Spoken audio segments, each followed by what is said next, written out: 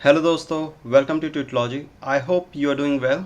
इस वीडियो को एंड तक बिना स्किप करे देखिएगा क्योंकि ये काफ़ी कॉम्प्लेक्स प्रोसेस है ऑटोमेशन के लिहाज से और काफ़ी इन्फॉर्मेटिव भी है, जिसे आप किसी अदर प्रोसेस में भी इम्प्लीमेंट कर सकते हैं। तो आज हम सीखेंगे पेटीएम मनी के ऑथेंटिकेशन प्रोसेस को ऑटोमेट करना और एट द एंड प्रोसेस कुछ इस तरह से चलेगा।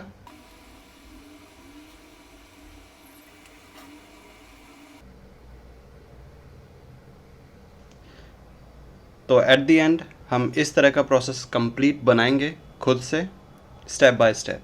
पर उससे पहले मैं बता दूं कि इस वीडियो को लाने के लिए मैंने काफ़ी मेहनत किया है और रिसर्च किया है कैसे पेटीएम मनी के ऑथेंटिकेशन प्रोसेस को ऑटोमेट कर सकें using selenium and other selenium alternatives. But selenium kind of tool का एक इशू है कि ये हर बार क्लीन ब्राउज़र को सैंडबॉक्स काइंड ऑफ इन्वायरमेंट में ओपन करता है, जिससे लॉगिन करते समय पेटीएम मनी को ऐसा लगता है कि हम इस ब्राउज़र पे फर्स्ट टाइम पे लॉगिन कर रहे हैं। और as per Paytm money security guideline, अगर हम किसी ब्राउज़र पे फर्स्ट टाइम लॉगिन करते हैं तो एक स्पेशल ओटीपी सिर्फ हमारे मोबाइल नंबर पे सेंड करता है, जिसे हम नॉर्मली फैच नहीं कर सकते using Python at this time without using any middleware. इसलिए मैंने temporary but reliable method use किया है पाईऑटो GUI और वेब ब्राउज़र पैकेज का यूज़ करके, जिसे हम इस वीडियो में और आगे आने वाले वीडियो में यूज़ करेंगे। तो आइए अब शुरू करते हैं। तो सबसे पहले हम अपने उसी फोल्डर पे चले जाते हैं जहां हमने पेटीएम मनी के API क्लाइंट को सेटअप किया था, जो कि ये है। अब इसे हम अपने VS कोड एडिटर में ओपन कर लेते हैं। अब यहाँ हमें सबसे पहले एक फ़ाइल बनाना है जो कॉन्फ़िगरेशन की फ़ाइल होगी, config.json, और इसके अंदर हम अपनी कॉन्फ़िगरेशन की इन्फॉर्मेशन डाल देते हैं। जैसे कि हमें API की ज़रूरत है, सीक्रेट की चाहिए, यूज़र नेम, पासवर्ड, स्टेट हमारा वही स्टेट है जो कि हम लॉगिन के टाइम पे सेट करेंगे और इसे हम वैलिडेट करेंगे जब हमारा रिक्वेस्ट लोकल होस्ट पे वापस आएगा। Request token, access token, public access token and read access token, इन सब की ज़रूरत है। तो इसे सेव कर देते हैं, फाइल को बंद करते हैं। अब हमें ईमेल पे आने वाले OTP को ऑटोमेट करने के लिए एक स्क्रिप्ट की ज़रूरत होगी जो कि हमारे ईमेल आईडी से कनेक्ट होगा IMAP प्रोटोकॉल के थ्रू। तो स्क्रिप्ट बना लेते हैं, ईमेल OTP parser.py,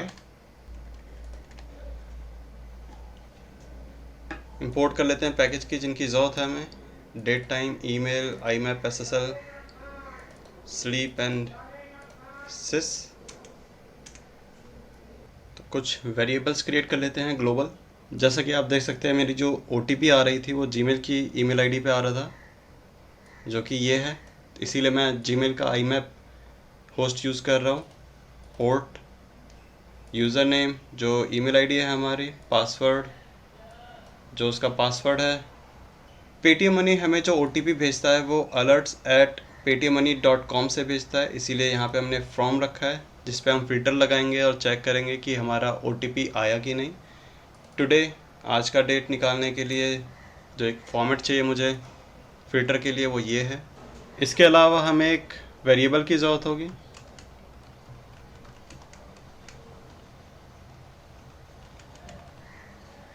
फंक्शन बना लेते हैं, def fetch OTP आफ्टर, जिस पे हम फ़िल्टर लगाएंगे। इसको बाय डिफ़ॉल्ट हम आज का ही दे देते हैं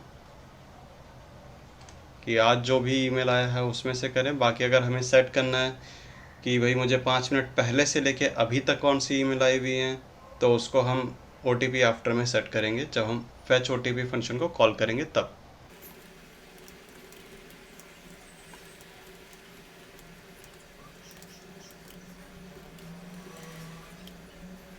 अब एक वेरिएबल बना लेते हैं जिसमें हमारा जो लेटेस्ट OTP होगा उसे स्टोर करेंगे और लेटेस्ट OTP का जो टाइम स्टैम्प होगा उसे हम यहाँ पर रखेंगे। ट्राई के अंदर हम अपना काम करेंगे बाकी।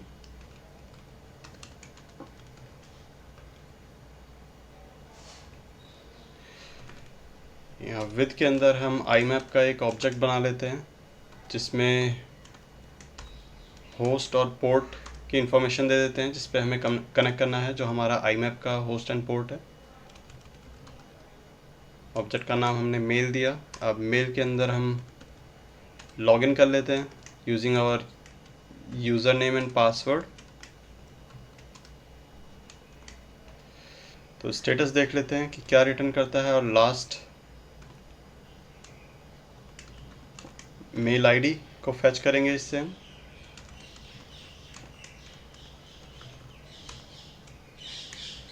हमें अपने इनबॉक्स पे सर्च परफॉर्म करने के लिए मेल डॉट सिलेक्ट का यूज़ करना मैंडेटरी है।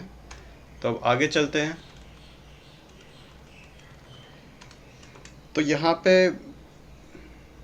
हम इसको 5 से 6 बार चलाएंगे लूप को कि, और ट्राई करेंगे कि भाई अभी हमारा नया ईमेल आया कि नहीं आया ओटीपी का।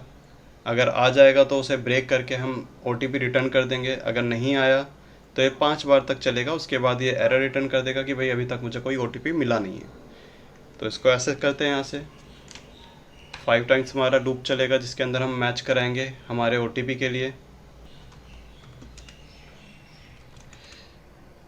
डेटा में हमारा मेल का डेटा होगा।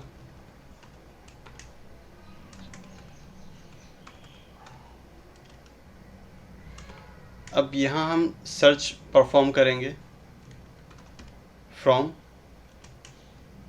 कहाँ से,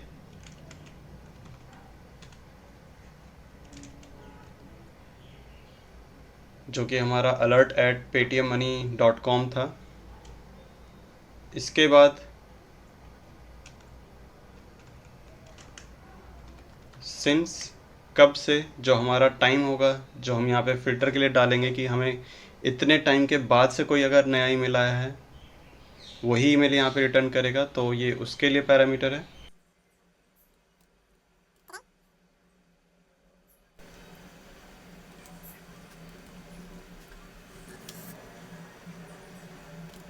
नाउ लूप चलाते हैं हम इन डेटा 0। यहाँ जो डेटा है, डेटा के अंदर ईमेल की आईडीज़ होंगी, जैसे इंडेक्स मान लीजिए आप, या नंबर ऑफ़ ईमेल्स कितने हैं। जैसे लास्ट आपके पास इनबॉक्स में 100 ईमेल्स आए हैं तो ये आईडीज़ होंगी 100, 98, 95 इस टाइप से, कोमा सेपरेटेड। तो उसको हम स्प्लिट कर रहे हैं और नंबर के अंदर इसको इनिशियलाइज़ कर रहे हैं। If number in old message IDs, जैसा कि आप देख सकते हैं यहाँ पे हम इसे 5 बार रन कर रहे हैं। तो अगर यहाँ पे पहले ही इसने रीड कर लिया, फर्स्ट टाइम पे जब हमारा लूप चला उसी टाइम पे इसने 10 ईमेल को रीड किया और उनमें ओटीपी नहीं मिला, तो उसे दोबारा चेक करने की ज़रूरत नहीं है। तो हम यहाँ से उसको स्किप कर सकते हैं और जो हमारे पास नया ईमेल आया है उसी पे हम अपना एक्शन परफॉर्म करेंगे आगे का।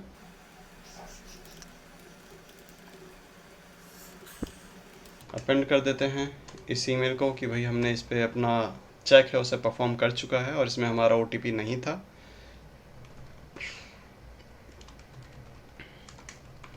ईमेल डेटा को फैच करते हैं हम यूजिंग mail.fetch कमांड। ये RFC 822 एक स्टैंडर्ड है ईमेल फॉर्मेटिंग का जिसे हम फैच कर रहे हैं। नाउ ट्राई के अंदर फिर से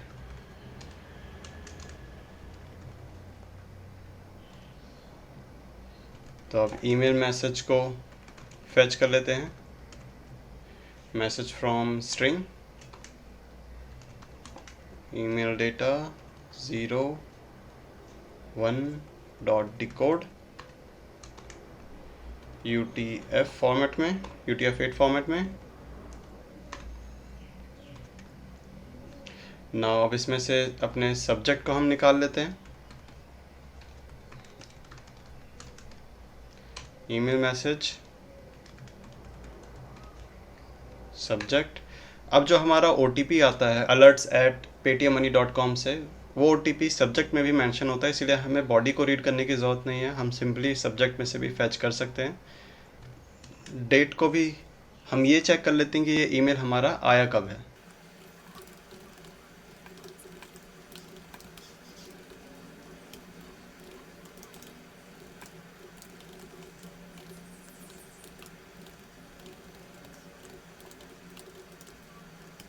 अब यहाँ पे हम ये चेक कर लेते हैं कि जो ये डेट है हमारे पास, जो ईमेल का जो डेट टाइम आया है, टाइम स्टैम्प है, वो हमारे लेटेस्ट ओटीपी के टाइम स्टैम्प से मैच तो नहीं हो रहा।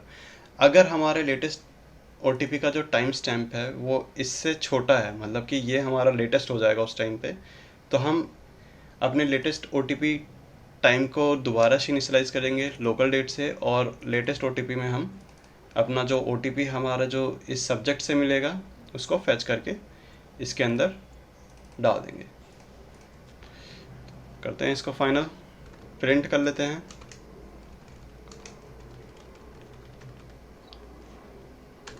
OTP time, if latest OTP time is less than local date, then latest OTP time will be initialized with local date time, and subject के अंदर अगर सब्जेक्ट हमारा स्टार्ट्स हो रहा है OTP फॉर ऑथराइजेशन, तो मतलब कि यही हमारा ईमेल है जिससे हमें OTP को फैच करना है। तो लेटेस्ट OTP में हम सेट कर लेते हैं हमारे लास्ट 6 डिजिट फ्रॉम सब्जेक्ट, जो कि हमारा OTP है। तो ये हमने फैच कर लिया OTP को। अब अगर कुछ एरर आता है इन केस तो उसे भी प्रिंट कर लेते हैं। Unable to fetch content from email body for which number of this. बाकी अगर डिटेल्स भी अगर हमें प्रिंट करनी है एरर की, कि क्या एरर हमें मिला, तो उसे हम sys.exe info से भी प्रिंट कर सकते हैं। सेम कॉपी कर लेते हैं, यहाँ पे डालते हैं और इसको चेंज कर लेंगे।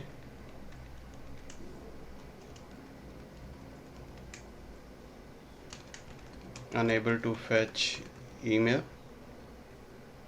तो जैसे हम इस लूप से बाहर निकलते हैं तो हम चेक करेंगे कि भाई हमें OTP मिला कि नहीं।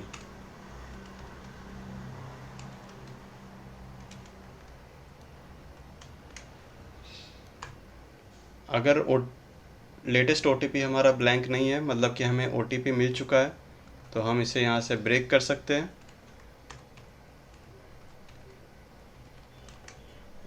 एल्स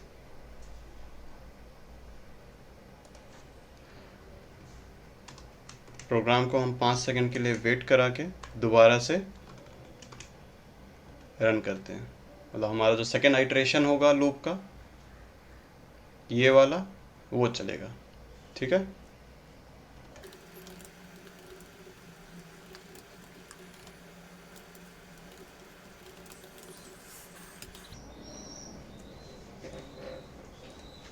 इसको एक बार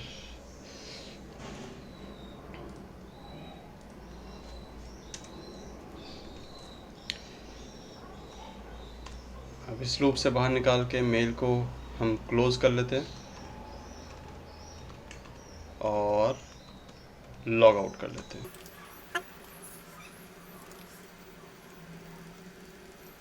enable to do email search, और यहाँ हम फंक्शन से रिटर्न करते हैं latest email ID, latest OTP time and latest OTP को। तो ये हमारा स्क्रिप्ट ईमेल OTP पार्सर ख़त्म हो गया। इसे टेस्ट कर लेते हैं before moving to another script. Print fetch OTP default parameter के साथ टेस्ट करते हैं।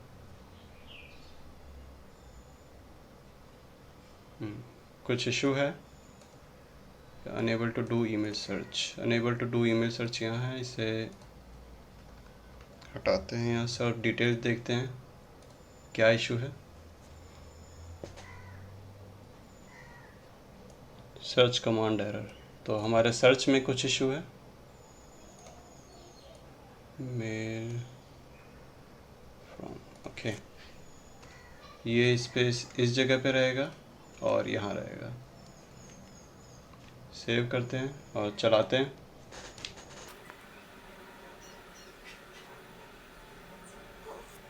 ठीक है, हमारा स्क्रिप्ट तो सही चला, बट OTP इसने शायद फैच नहीं किया, जिस वजह से दोबारा से इसमें जा रहा है। OTP क्यों नहीं फैच किया इसने? हम यहाँ पे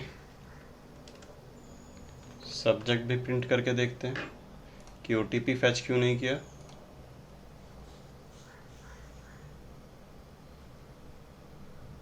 OTP फॉर ऑथराइजेशन, ओके,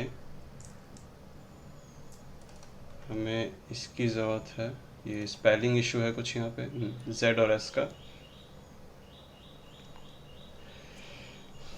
तो सेव करके दोबारा चलाते हैं इसको।